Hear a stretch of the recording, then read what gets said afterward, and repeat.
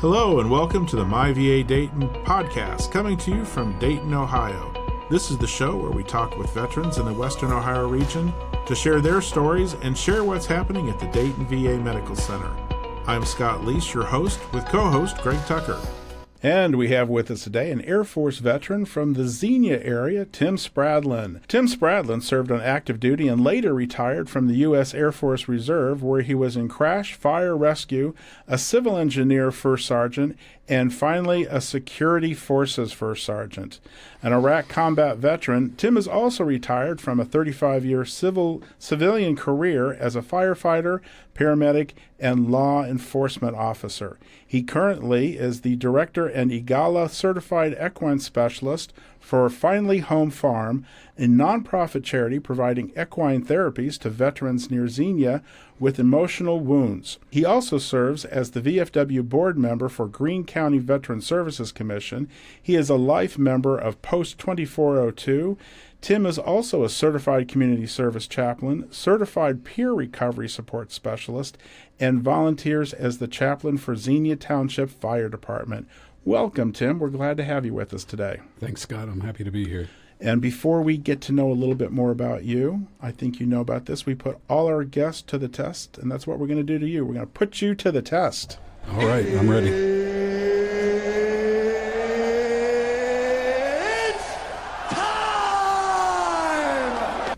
That's right, it's time to play Don't Tell Me I Think I Know That. This is the game where we put our guests to the test of their knowledge of military trivia. A game where our listeners can play along to see if their minds are mired in mounds of military minutia as ours are. Are you ready to take this challenge, Tim? Yes, sir. All right, great. Well, here is your first question, a question that's customized just for you, being so involved with horses. So what is not a difference between English and Western riding? Would it be A, English riders push their heels down in the stirrups while Western riders do not? An English saddle is smaller and lighter than a Western saddle. C, Western riders are more laid back in the saddle than English riders. Or D, a Western bridle lacks the noseband found on English bridles. The answer would be A. A, that's the correct answer. Yes, English riders push their heels down in the stirrups while Western riders do not. Tell us why that is. Well, keep your heels down is rule number one, because it keeps your feet in the stirrups and keeps your body in line in the saddle. All right, well, fantastic. So here's your second question. Which side do you mount a horse on? Would it be the horse's right side, their left side, or from behind? The correct answer is B, normally the left. Okay, terrific. Why always the left side? Why not the right side? I'm really not sure. There might be people with disabilities that have to mount from the right, but you normally mount from the left. So I have seen like trick riders mount from behind. Yeah, I've never tried that. Yeah, no, okay. I don't jump that high. All right. Well, here's your third and final question. How do you know a bit is correctly fitted? Would it be A, the ring sits snug against the horse's mouth? B, you can see an inch of the mouthpiece on either side? C, you can see two wrinkles in the corner of the horse's mouth? Or D, none of the above? The answer is C, just a couple wrinkles, not too loose, not too tight. That is the correct answer. You can see two wrinkles in the corner of the horse's mouth. So if he smiles, do you still see those wrinkles? Sure. Do horses smile? Well, they actually open their mouths wide. Some people, they think they're laughing or yawning, but they're often actually drawing in more air because they smell something interesting. Very interesting. Good to know. Well, I got to say, you've done a fantastic job. You were 3 for 3. So, Greg, what have we got for Tim for playing the game today? We have a set of 4 Dayton VA industrial strength chip clips designed by NASA's aerospace engineers to keep your chips crisp on your next stellar space journey or wherever you may be traveling in the near future. Compliments of the Dayton VA. Thank you. All right. Well, we're going to take a quick break here right now. When we come back, we'll hear more from our Air Force veteran, Tim Spradlin, about Finally Home Farm.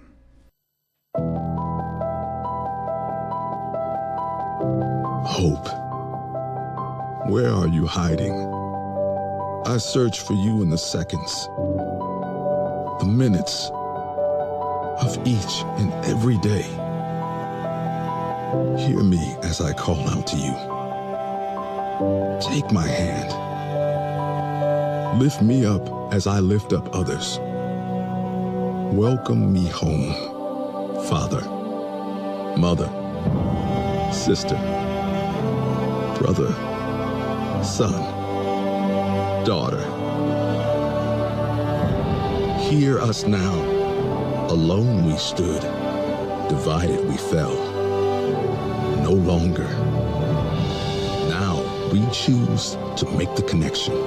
Our new mission lies within. Visit maketheconnection.net to learn more. And we're back with Air Force and Iraq combat veteran Tim Spradlin. So, we were talking earlier about the job you have right now. So what is it that you do? Tell us about how you stumbled into equine therapies and how does it work for you for almost a decade now? Well, I had horses as just a hobby, trail rider. But after retiring from both careers, both career fields being the type that have the stigma that you experience a lot of trauma, but you're not allowed to show it. I had stuffed years of ugly circumstances, both on the street and overseas. And when I found myself retired, I was sitting in a chair in my man cave. I was on antidepressants, anxiety meds.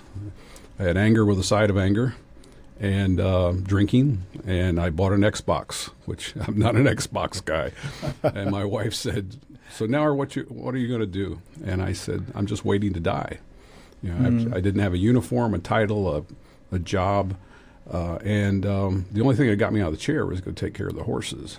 But the horses didn't like me, and I thought I had problem horses. They didn't want to connect. Every time I tried to catch them, it was a struggle. Trail rides are always a battle. And as it turns out, what I learned was I didn't have problem horses. My horses had a problem human. And I literally opened a magazine. I believe it was a VFW magazine one day and read about equine therapy with veterans in Virginia and sought that out, tried it, and then I found the EAGALA, which is the Equine Assisted Growth and Learning Association, and got trained and certified, and we started our nonprofit November 11th, 2014. And it took a while, but the more I helped others, the more it helped me, to where after just had our 8th year anniversary of the nonprofit, and we've served nearly 1,000 warriors total in multiple different programs that I now work with.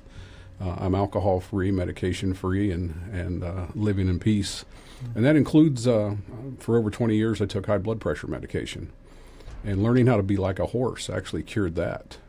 And the key thing about that is horses communicate with energy. They radiate energy. They have a huge heart. And they feel the human's energy and react to it.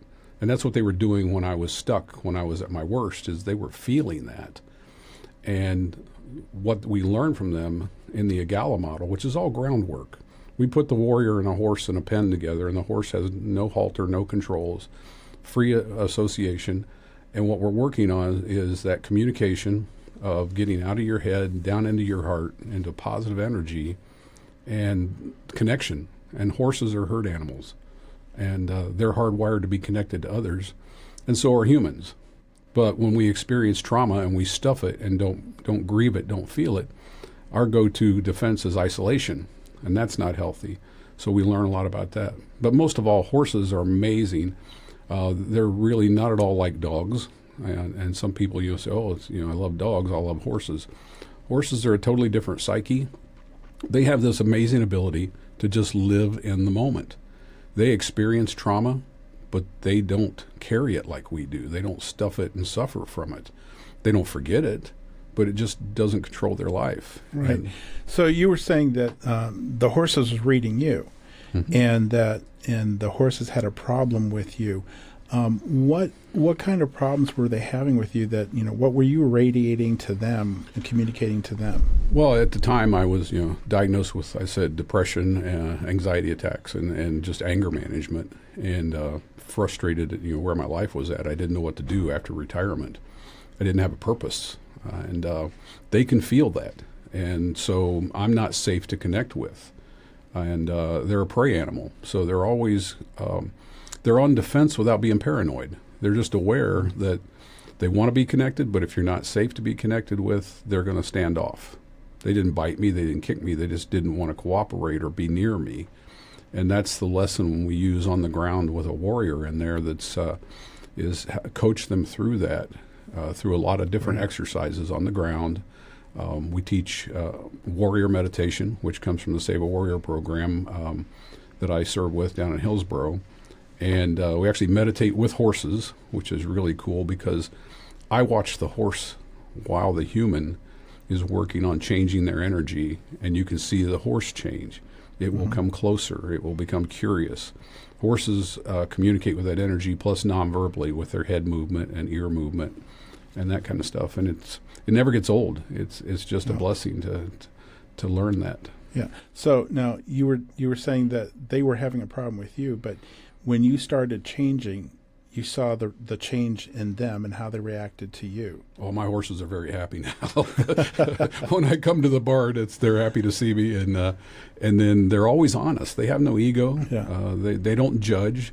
They're simply saying, I want to be with you. Oh, maybe you don't feel good. And if I have a bad day, all I have to do is go out for morning chores, and I'll recognize it.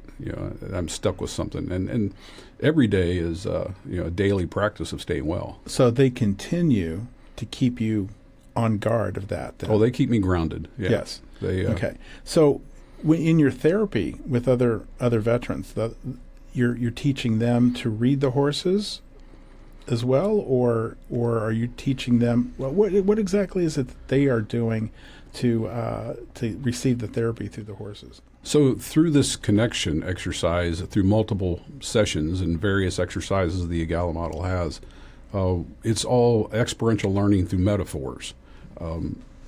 Sometimes we don't even disclose the horses. Is it a male or a female? What's its name? Because the horse may take on a different name in that warrior's experience, in their learning.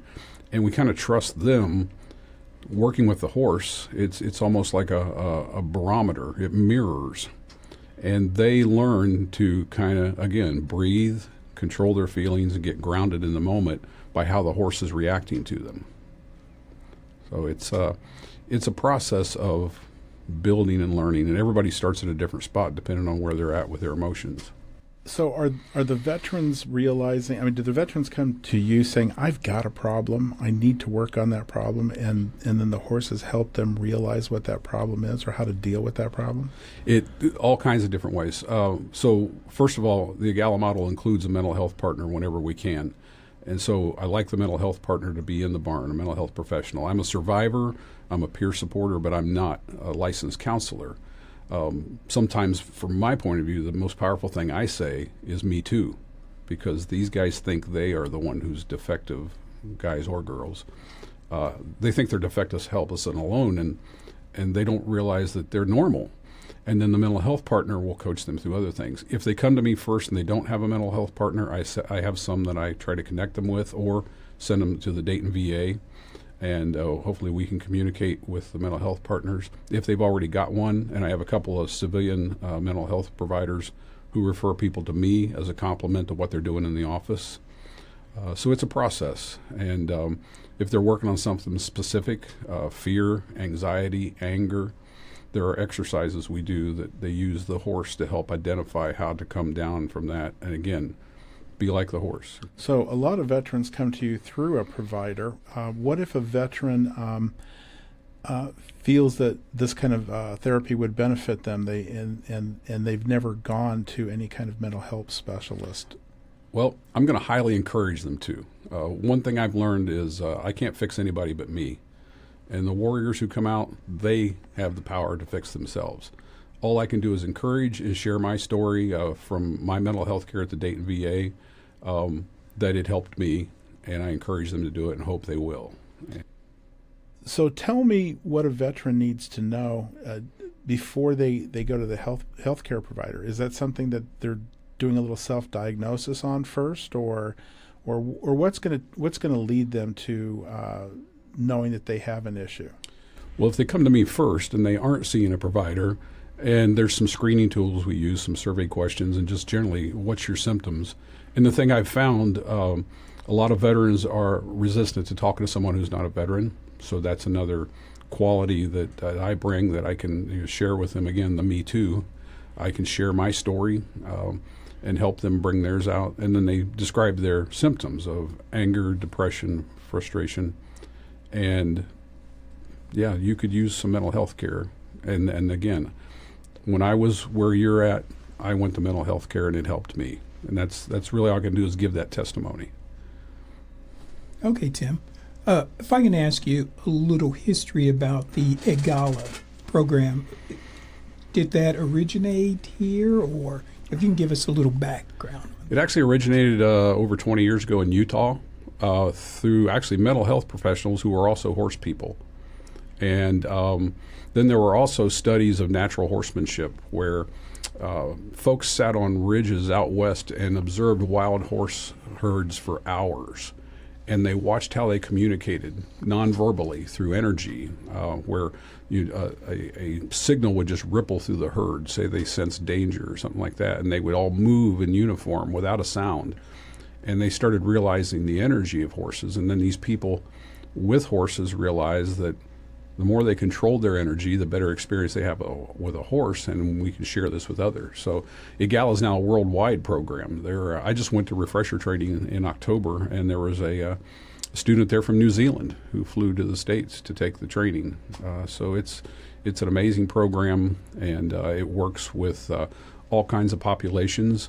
It's becoming more popular with veterans, and EAGALA now has a special designation for military service provider, which I have, and the program I work with in Licking County, we have that as a program designation. And that is a doorway to EAGALA's adaptive sports grant with the VA, where we can get these veterans into 8 sessions paid for by the VA. For me personally, at Finally Home Farm, I'm blessed to not need to be paid. I collect my state pension and my reserve pension now, so I don't charge and I don't get paid. I get paid in smiles. Okay. So this is where you had mentioned the connection between horses, and some people equate it somewhat to like some of the other therapies, like, for instance, the pet therapy or dog, having a support dog.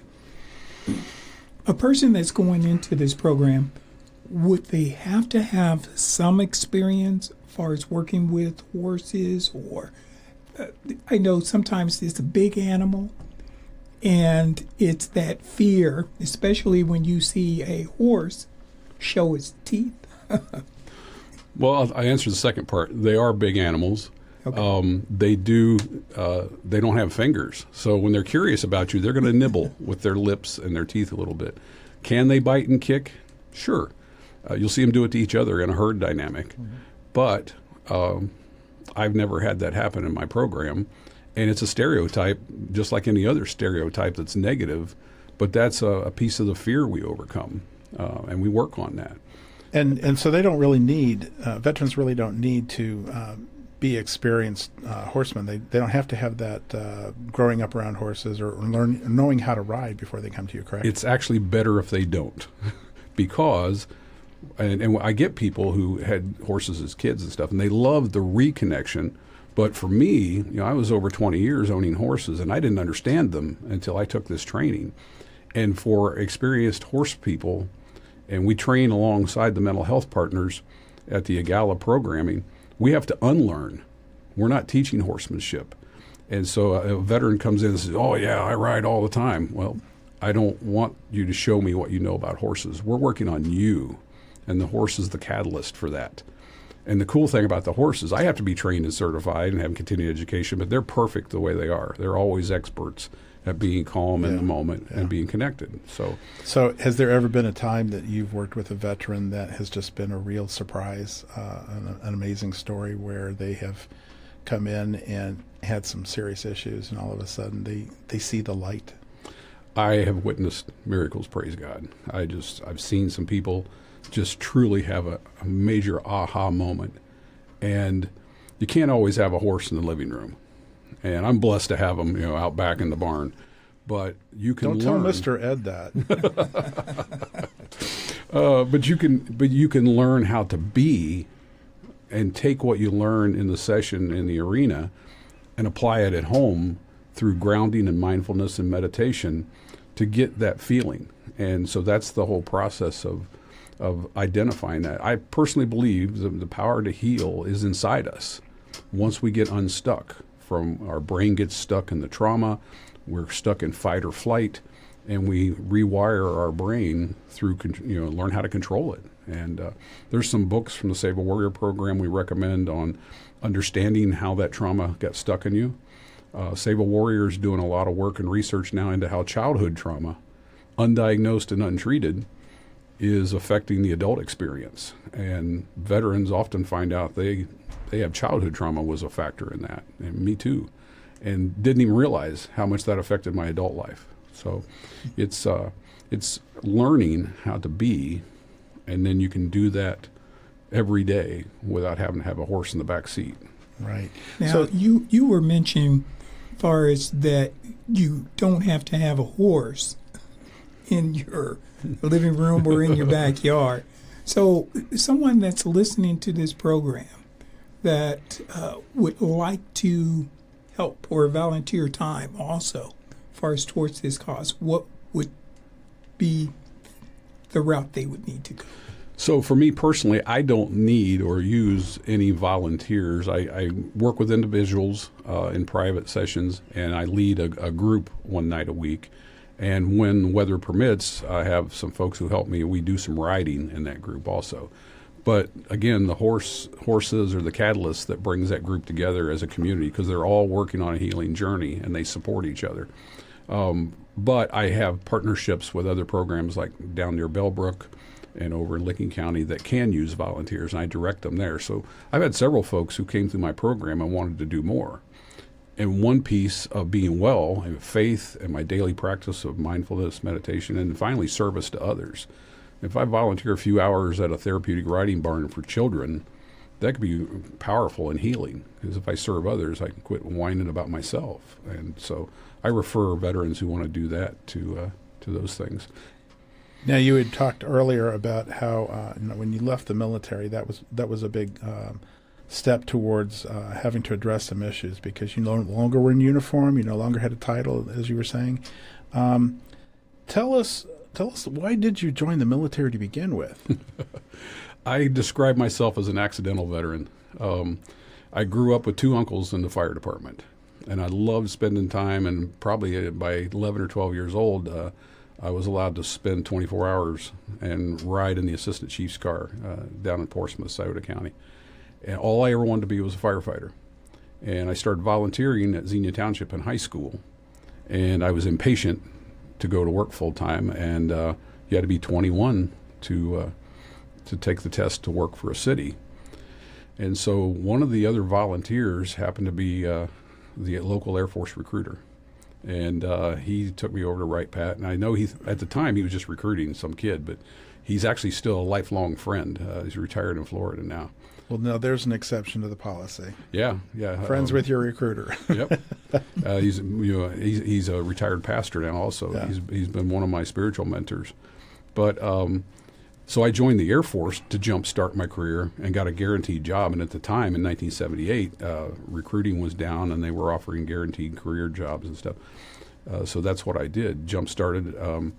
And then my fourth year, I started driving home and taking tests, and I got out on a Palace Chase to do 12 months in the reserve, and came home and went to work for the fire department.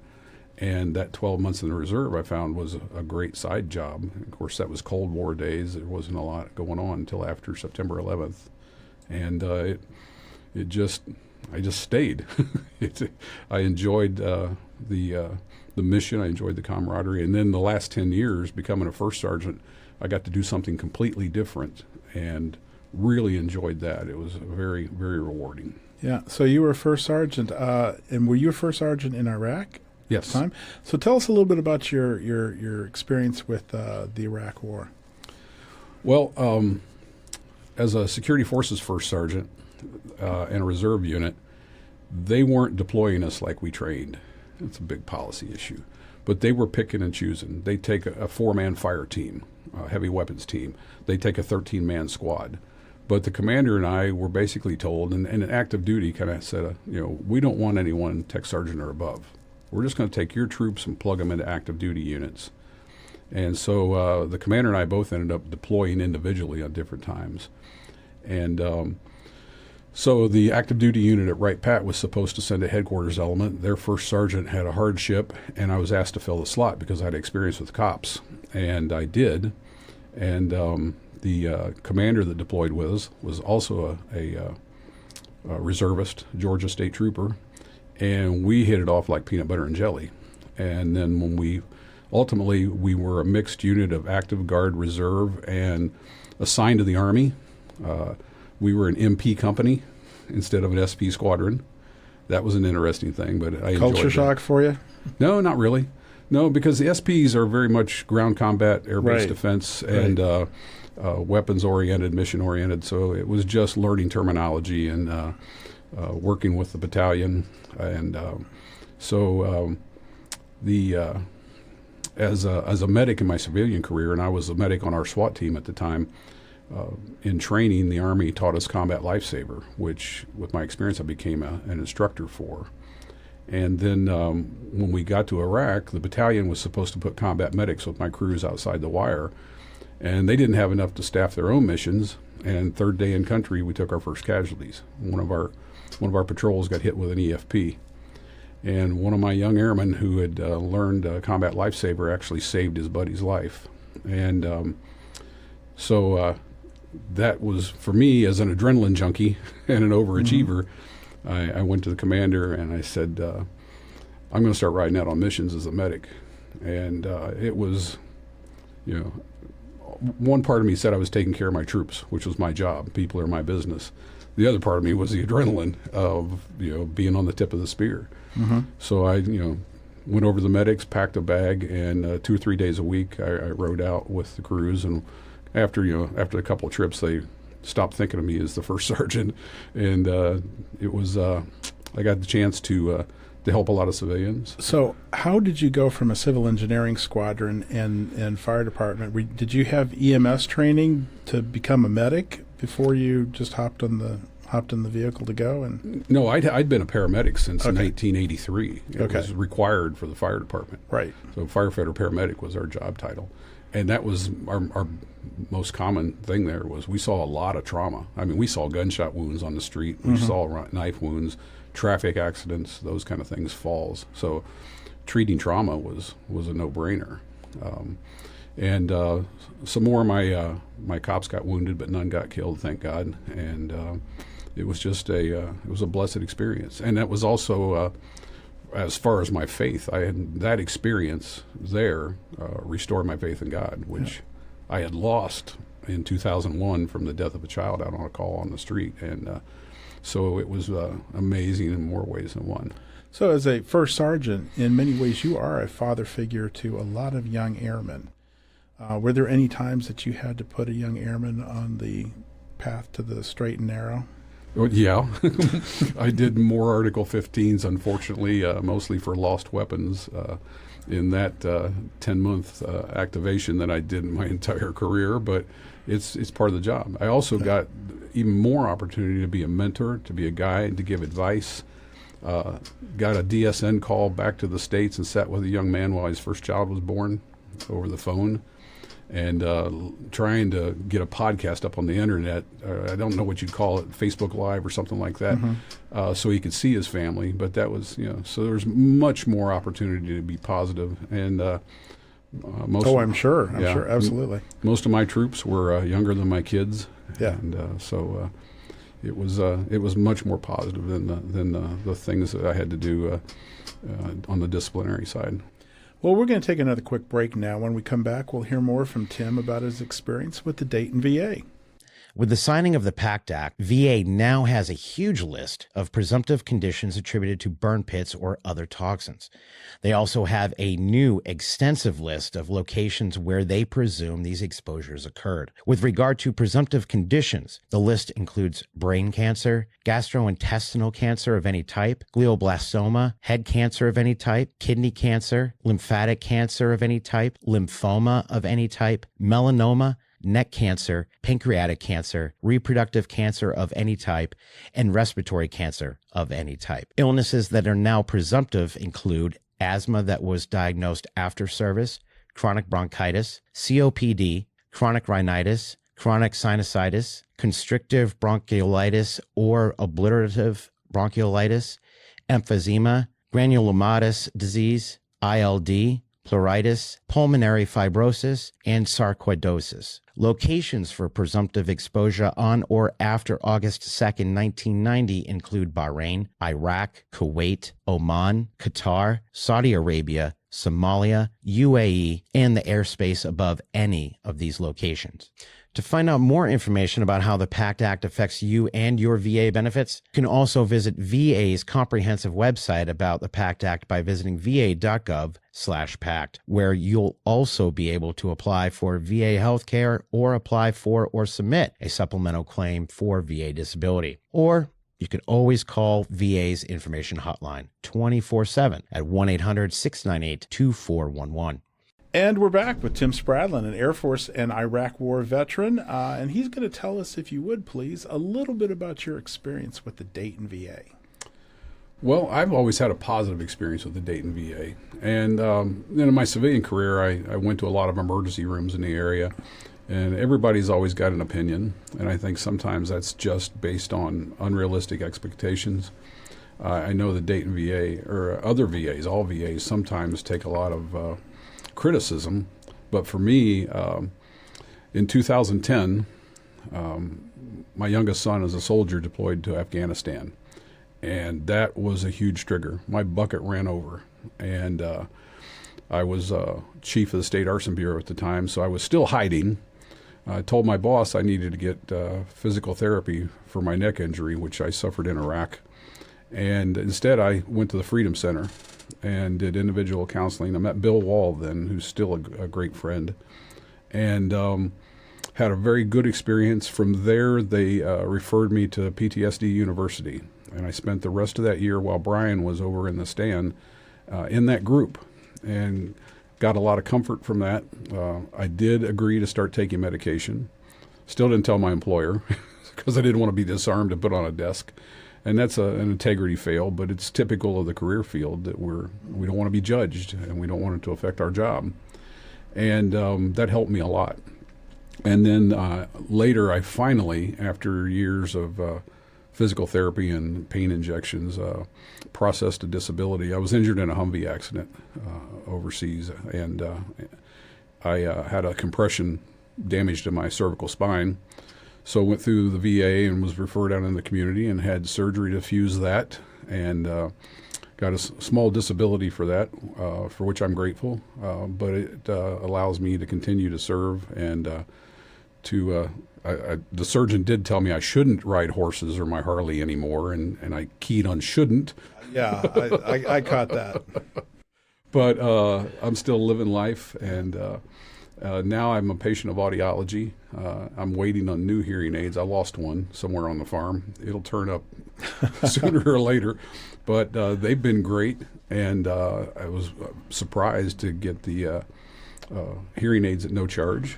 And the folks up there, and I made an appointment every time I've gone up there, and I'm an early riser, so I'll schedule an appointment for 8 o'clock, and I'm back in the truck by 8:45.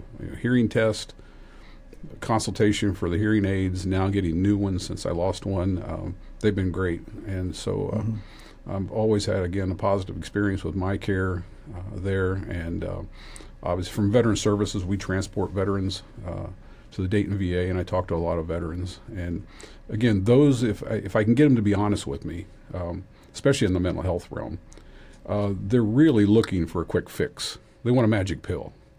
And relief is temporary. You can get relief, but if you want the cure, it's going to take time. And I know statistically a lot of veterans don't go back for their second mental health appointment, and that's disappointing. But that's on them. That's not the VA's fault. And I believe the folks I've worked with up there, and actually got to meet your director at the November 12th open house, and I had also met Jay Weinscott down at the vet center when he was down there, and actually referred some veterans from there that we've worked with. And so, yeah, I'm glad you're close by. I'm a happy customer. I share that with people when they say, I hate the VA. And it's funny because at county level veteran services, where we have service officers who process claims and stuff, our office is in Xenia, and we actually have met people who mistake, that's the VA, I'm not going there. Mm-hmm. Well, we're not the VA. We're going to help you navigate. We know it's hard to process a claim or get benefits, those kind of things. That's what the county level office is for, is to complement that and help them. Absolutely. So I encourage folks all the time to get involved, go to the office, see what you're eligible for, come over to the VA, get registered, see what you're eligible for. And now it's a I still have civilian care through TRICARE, and that's been great also. I'm so glad and so blessed that I stayed in the reserve. But you were talking about how there are so many veterans who are just reluctant to go get that care, primarily because of pride, mm-hmm. or because of prejudice for the VA. What would you tell somebody who might be contemplating but just isn't ready to make that leap yet, especially if they're especially if they feel that they're ashamed or that they're not worthy in some way to get that care? Well, Jake Clark, the founder of Save a Warrior, loves to say, when you get tired of your own BS, come and see me. He's pretty blunt. But literally, if this isn't working, why do you keep doing the same thing? Mm-hmm. Because that shame and denial and dissociation and numbing and everything else you're doing it because you're normal. You're denying your humanity. You're a human with emotions, and you had a terrible experience that hurt you. You have a mental and moral injury. Get care. I work with first responders also. I say, if you broke your ankle, can you go into work in a police car? Well, no. Well, you broke your brain. Get some care, because at the end of it all, you're just perfectly normal. It hurts, and the more you deny it and try to numb it and not get care, you're just going to keep being miserable. It's really up to them. Wellness is. I am happy and at peace today because I chose to do the work. Finally, I spent a lot of years not being happy and at peace. So that's all I can do for them is say, yeah, me too, and I'll help you if you want to help.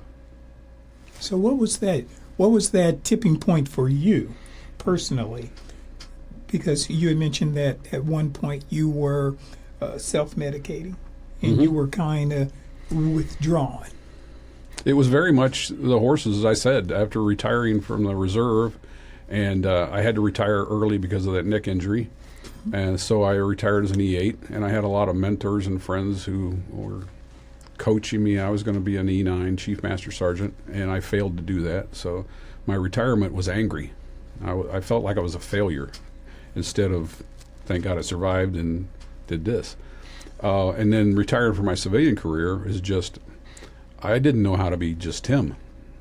I'd always had a job with a uniform and then eventually, climbing up the ranks, a title and significance. And I was miserable. I was sitting in that chair, as I told my wife, waiting to die. And the horses called me out on that. And then again, another little God wink is opening that magazine and say, oh, that's cool. I love horses. I'm going to try that. And that's when the learning began. And it took a few years. And 4 years into that, then Save a Warrior moved from California to Ohio, and I was invited to become a facilitator with them for their equine experience. And they asked me to sit in to one of their cohorts as a witness. I was still carrying a lot of stuff, and they lied to me. There's no such thing as a witness. That's an amazing program. And it's for veterans who severely stuck and potentially suicidal. And that was another huge step in finding the path to wellness, to where now I know that if I stop my faith, if I stop meditating, if I stop reading and learning how this organ between my ears works and how to control it, if I stop serving others, I'm going to be back in that chair, angry, playing Xbox, drinking beer, and I don't want to be there again. So I'm going to do the work every day as long as I'm alive, because it works. So when you wake up in the morning, what do you think? Thank God I woke up again to be of service. Literally. Had things happen, close calls in Iraq, close calls on the street, on the job, nearly got killed on a traffic accident one time. I had a burning house fall on my head. I've done a lot of dumb stuff. Haven't we all? And I'm just happy to wake up again and be of service until the Lord takes me home. Well, thank you, Tim, for sharing your story with us today. We love hearing stories like yours, especially from our veterans here in the area. And just want to say, terrific having you here today. Thank you all very much. I appreciate it. Thank you. When I retired from the Air Force, I received my medical benefits for life through TRICARE. I didn't know I was also eligible for care through the VA, some of which I pay no copay for or an annual premium. Now I have options I didn't know I had before because of the Dayton VA. Don't wait another day to see how the VA may help you. I'm a vet, and it's MyVA. Make it your VA today. Call 937-268-6511, extension 2159 to enroll, or visit dayton.va.gov. Our veterans put everything on the line to protect our freedom. We may never be able to repay them for their sacrifice, but we can show them just how much we appreciate all they've done. Every day, hundreds of people just like you volunteer to help our veterans. You can help by simply sharing your time, lending a warm smile, a supportive hand, or a sympathetic ear to someone who needs it. Everyone can do something to make our veterans know how much we appreciate their service. What will you do? If you're homeless or at risk of becoming homeless, we can help. We offer many programs and services, including free health care, and we can help you connect with resources in your community. We help veterans who are homeless or at risk of becoming homeless due to financial hardship, unemployment, addiction, depression, or transition from jail.